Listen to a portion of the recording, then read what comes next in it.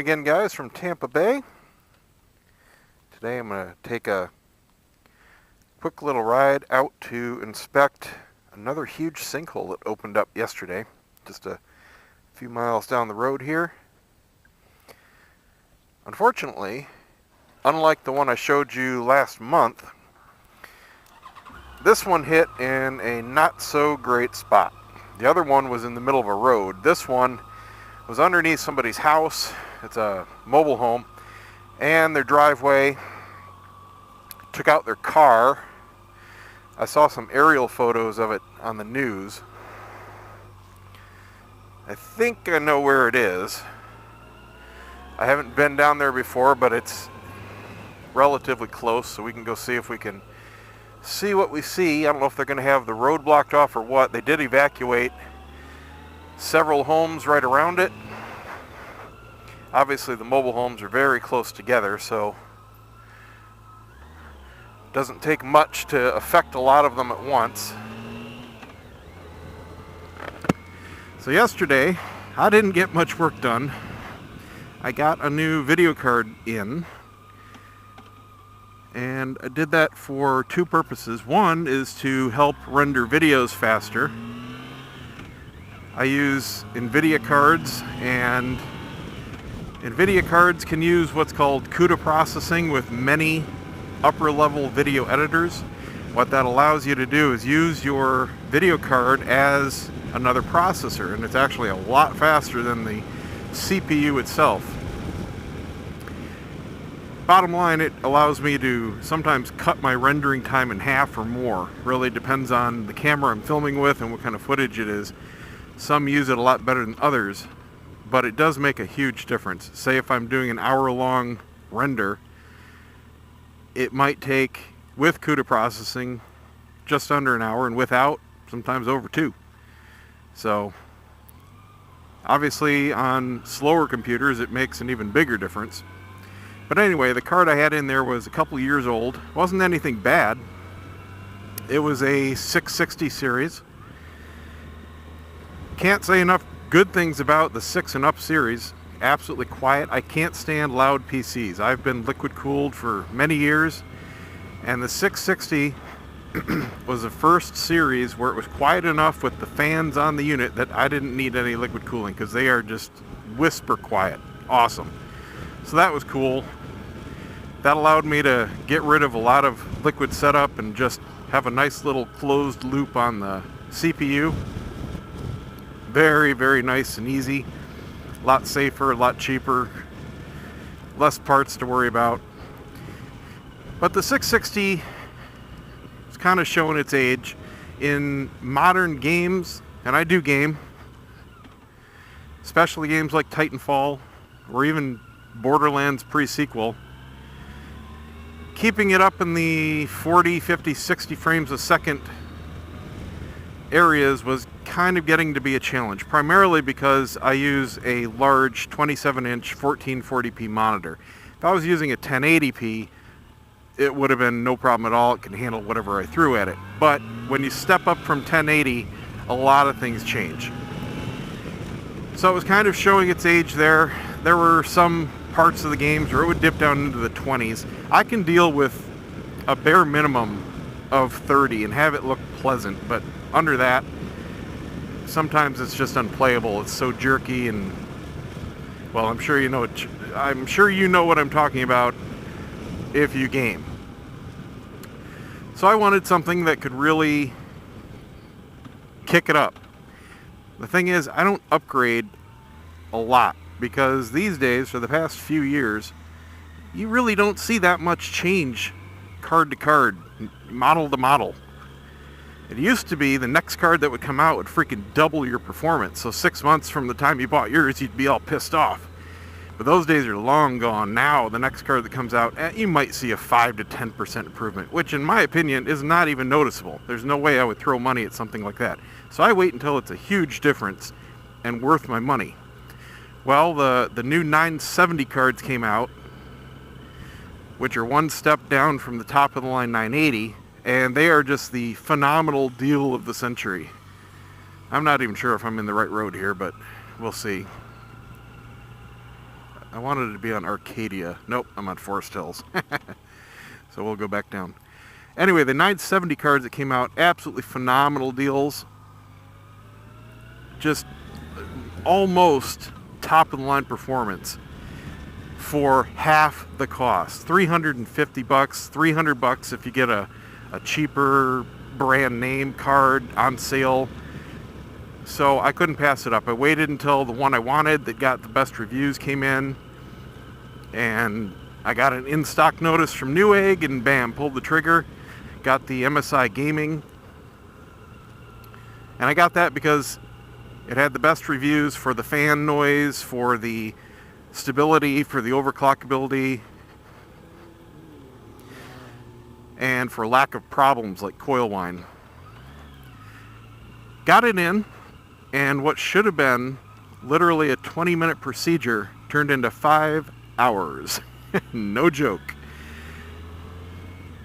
So I take the old card out, I put the old card in. Normally, that's about all you have to do, and then maybe you have to update your drivers. And I turn it back on, and the motherboard gives me a halt error, and it's a graphics card error. I'm like, oh, wonderful. Now sometimes, doesn't matter what kind of brand or card it is this it? Arcadia, I don't know. Try this one. It's kind of weird to get into this. No, that's a dead end. It's kind of weird to get into this subdivision. Or trailer park, I should say. So we'll hunt for the entrance here. I know it's between my chicken wing place and the funeral home. That does not go through. So I put the new card in, get nothing, get the error code. I've had my share of bad cards out of the box. Now the problem is, if you don't have another computer handy to put the card into, you can't eliminate that from the equation, or even try to. And I don't have another workstation here to try. I used to be in IT, and I would have whatever I needed laying around, but nope. So I figure, well, let's assume the card is good. The odds are that it's not the card. So then it would be the motherboard. Now obviously it was working fine when I shut it off and pulled the old card out. Maybe it just needs a motherboard or a BIOS update. Well, the problem is I'd recently updated it. So unless they came out with one, that is Arcadia. That's weird. Huh. Alright, we'll go try this again.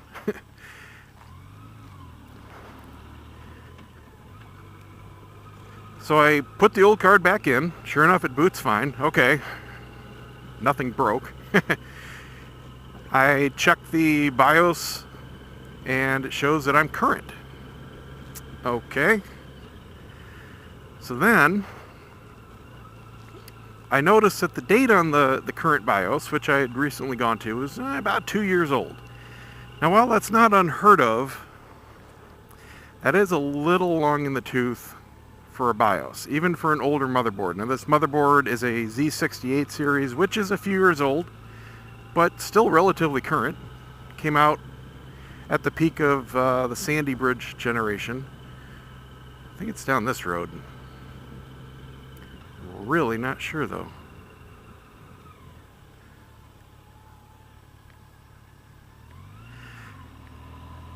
So I go and I look manually on MSI's site, and sure enough, there are several BIOS versions beyond what the live update was showing me. And one of them said that it was for card compatibility. Okay, bingo. So I go ahead and I do the manual update, which takes a USB stick, and it takes a while, but it goes through okay. Thinking, okay, cool. Well, now I reboot. Now remember, this is with the old card in. Nothing had changed. And nope, won't boot at all. Wonderful. So long story very short, I had overclocked settings put in, and the new BIOS not only introduced new features, but completely changed the way it reacted to the overclock settings. Bottom line is, it took hours of testing to figure out what it wanted. And you know what? I think I'm still in soft here from the wife. I got to change the suspension. It's kind of driving me crazy. Yep, I am. There we go. It took hours to figure out what it wanted. I had to come down in the end 0.3 gigahertz off my overclock to work with this new BIOS, which was fine. Not a big deal at all. There are very few times when the CPU stays pegged. It's really only when I'm ripping a Blu-ray, which I hardly do anymore at all. Under normal circumstances, even rendering a video, I am completely lost. This is funny. I've never been here before.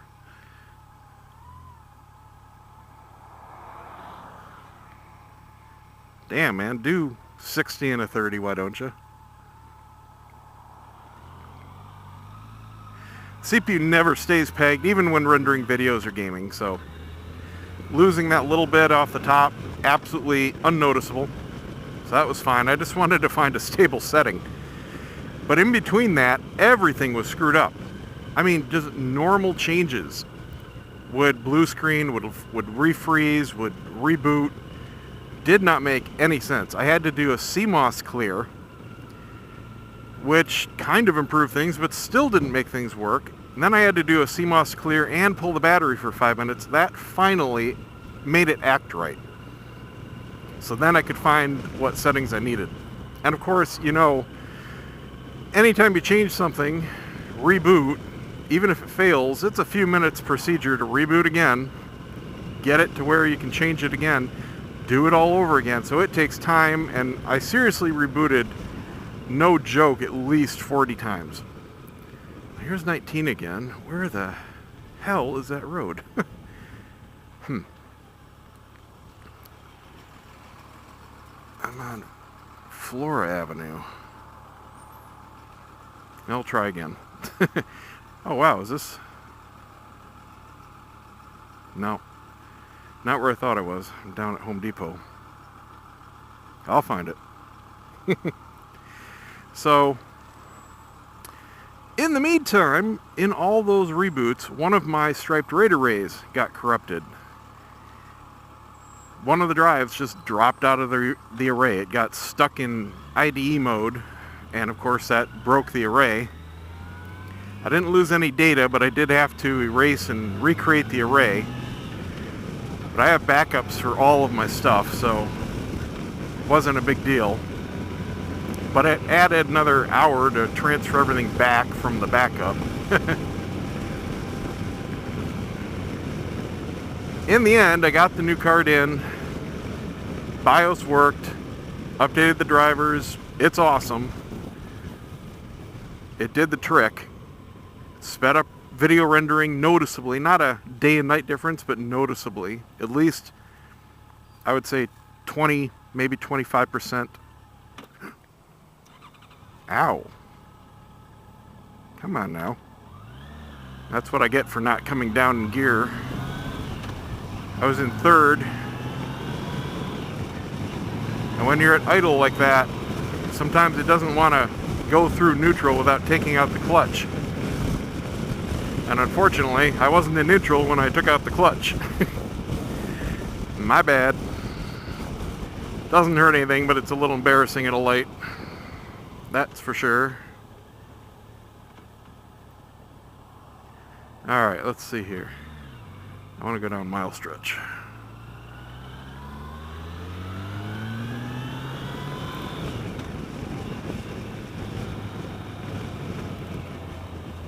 Okay, now I swear, when I looked on Google Maps, the main entrance road was off of Arcadia. So I know which road it's not down.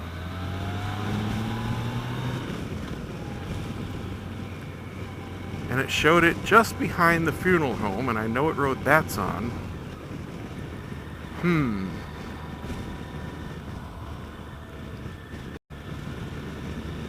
I know where it is, just how to get there. But bottom line, it was worth the upgrade, definitely. I've got the old card for sale if anybody wants it cheap, 120 bucks shipped. It's an Asus factory overclocked 660, absolutely flawless condition. Silent fans, just like brand new. I've been running it at the stock out of the box settings. I haven't overclocked it.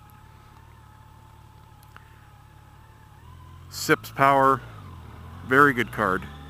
What's even more impressive is this new 970, which is a few generations beyond, is just as silent. That blew me away. Usually the high-powered cards, because they put out so much more heat, or they have in the past, the fans have to kick up.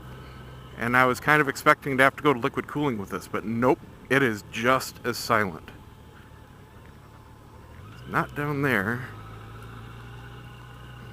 Let's try this one, I guess. This is the one the funeral home is on.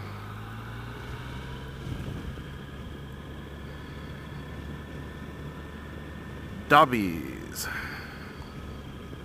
Oh. Hello, road construction. It's not down there. Ugh, crap. I'm not giving up. I'm going to find this place. Obviously, it exists.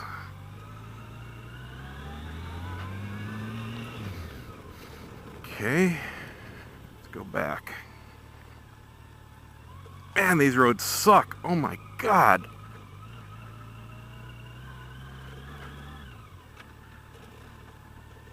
I wonder if some of these roads are subsidized by the neighborhoods. A lot of them around here are, especially all the private ones, but these aren't private roads. But for some reason, some neighborhoods like this are just absolute crap. Like, they don't throw a dime into maintaining them. And then others, like ours, are absolutely flawless. No idea why. But you know, it's usually in these cheaper mobile home neighborhoods that have the crappy ones. For whatever reason. Okay, it's not down there.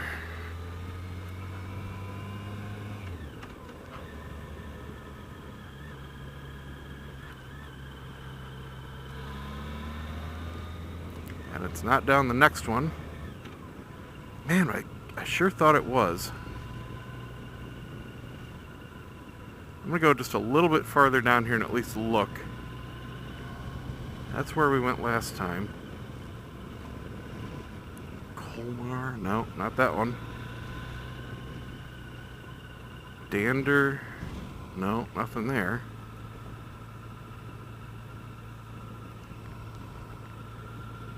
None of these sound familiar. I've never been down these before.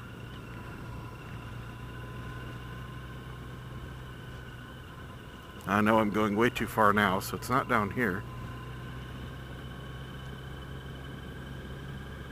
Harpoon? Nope. This is probably Flora again, so us grand. I'm way down at the end.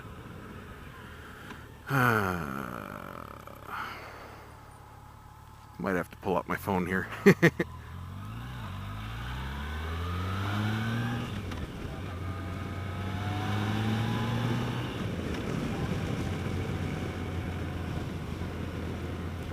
I know it's kind of hidden, but this is ridiculous. It's a huge neighborhood, but it's only got one road going into it. I won't even say neighborhood, it's a trailer park. Alright, I'm gonna pull over and check my phone here real quick. Stand by.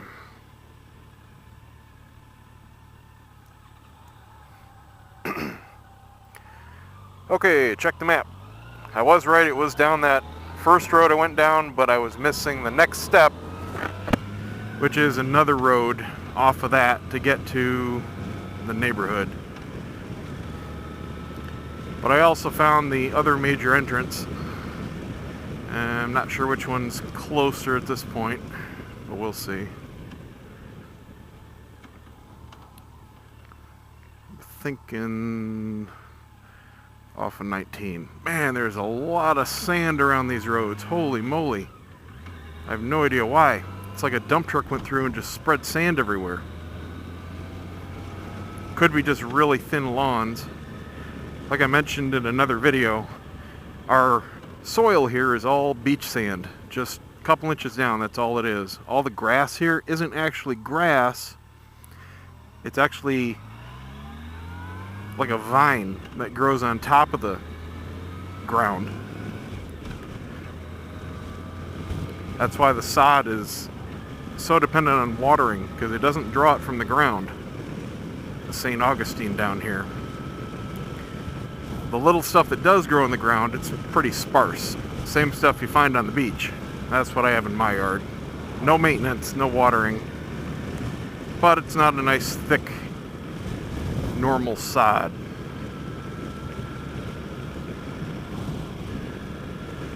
Just looking for a crossroad here. I think this will take me kind of where I want to go. If not, I just want to get to 19 because I know where the road is now.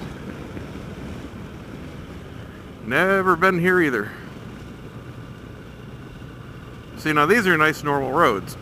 And we're just, you know, basically a block over from those horrible bomb zones. Alright, here's 19, so that's cool.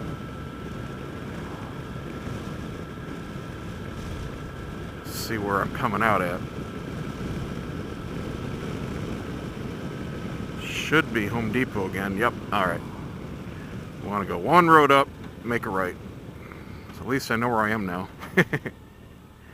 I'm probably not the only one that's never really explored right around his own house. Oh, thank you, dude.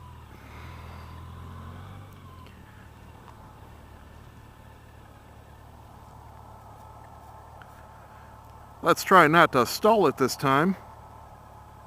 Always helpful.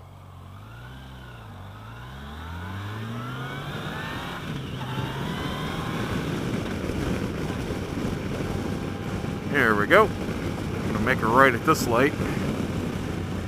And that'll at least take me into the neighborhood. Then I gotta do a little finding for Torch Street. I think it'll probably be kind of obvious. I'm expecting to see some caution tape and stuff set up.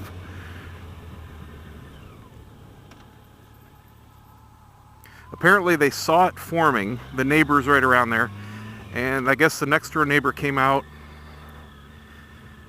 and basically told the woman that lived there, hey, there's something wrong. They said it looked just like quicksand as the car got swallowed.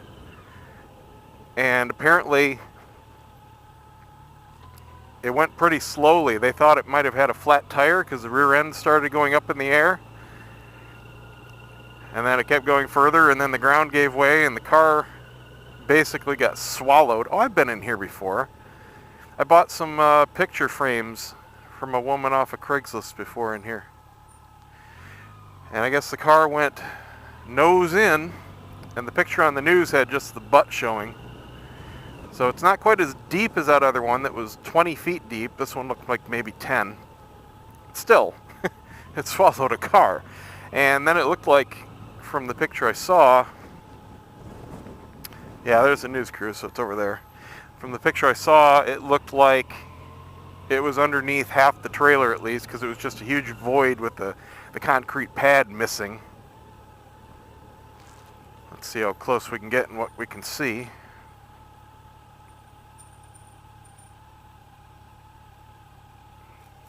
Jesus, come on, woman. Driving dead, 1 mile an hour. It's down Torch Street. Let's see where it is. That's Cash. So you can see how close these are, and obviously when a big one opens up like that, I think it was one back the other way, it can take out a lot at once. These aren't exactly large pads of concrete. Okay.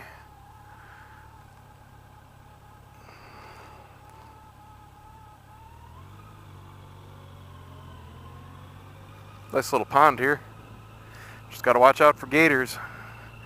They don't bother people, but they eat pets. There's a lot of people that walk their little dogs along these things, especially the freaking snowbirds, and they get eaten. I feel really bad for the pets, obviously.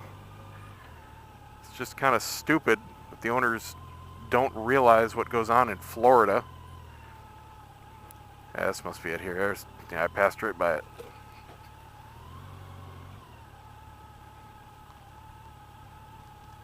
I'm just gonna park down this road here, out of the way, if there is such a thing. Let's go take a look-see.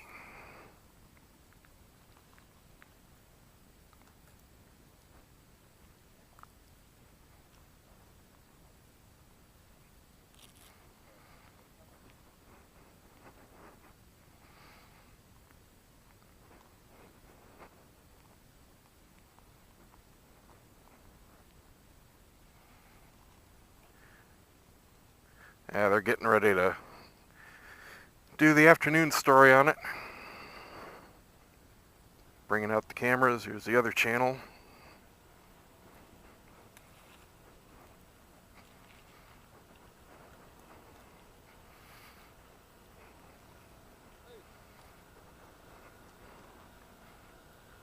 That's exactly the kind of dog that gets eaten.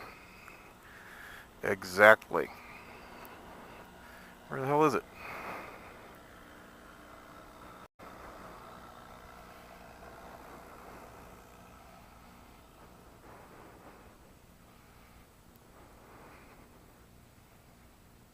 Oh, there it is.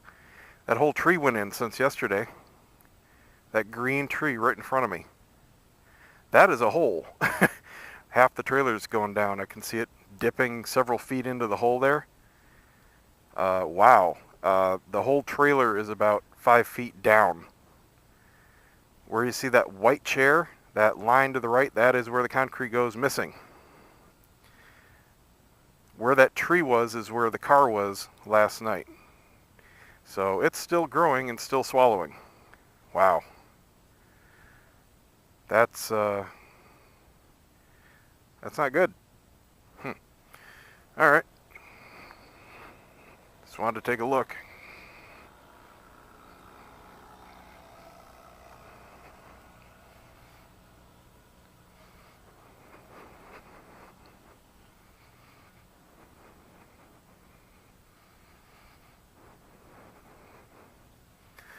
And there's our third news channel. We got 8, 9, and 10 on scene.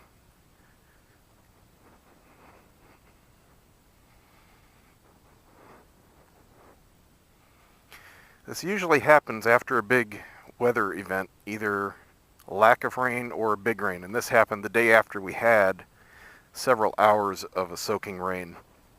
What happens is the voids underneath, which have been washed out or drained, they have a change. Either they get soaked or the void opens up and it just gives way all at once. That's why you can't predict it, and there's really nothing you can do about it. What the sinkhole fix companies do is they come out and use ground penetrating radar, but that only shows if it's already started to form, which basically means it's almost too late. So you have a very short window. Can't get my zipper with my gloves on. You have a very short window to actually catch it and do anything about it. That's why most people don't bother. It's not cheap to have them come out and scan.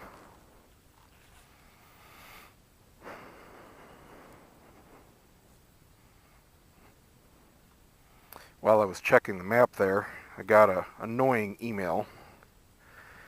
I know I keep saying that this will be the last part I get for the bike. This will finish the bike off. I'm not going to say that anymore. Because you know what? I keep finding cool stuff or stuff I didn't know I wanted or needed. And I ordered a new horn the other day. And I'll tell you why. I never did it on my previous FJR, my 2006. But they made a change here. Let's see what we can see from this angle. Oh, there you go.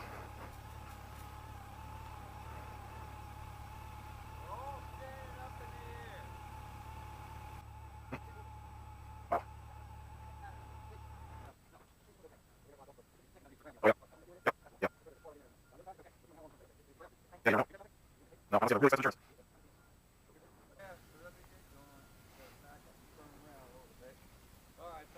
See ya.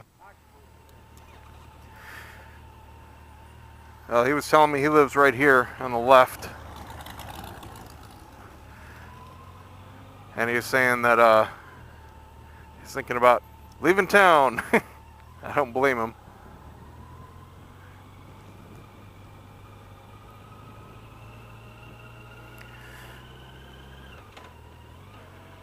Alright, well, I think that's enough excitement for one day. I'm going to head on back home. Do have a lot of work left to do. Got a couple big websites I have to get done. Hopefully this week, but definitely by next week. Definitely before Thanksgiving, where that whole week starts. And that'll do it. Alright guys, thanks again for watching. Don't forget to subscribe. Don't forget to visit TwoWheelObsession.com. There's lots of other stuff on there besides just my videos. Give me a thumbs up and we'll see you next time.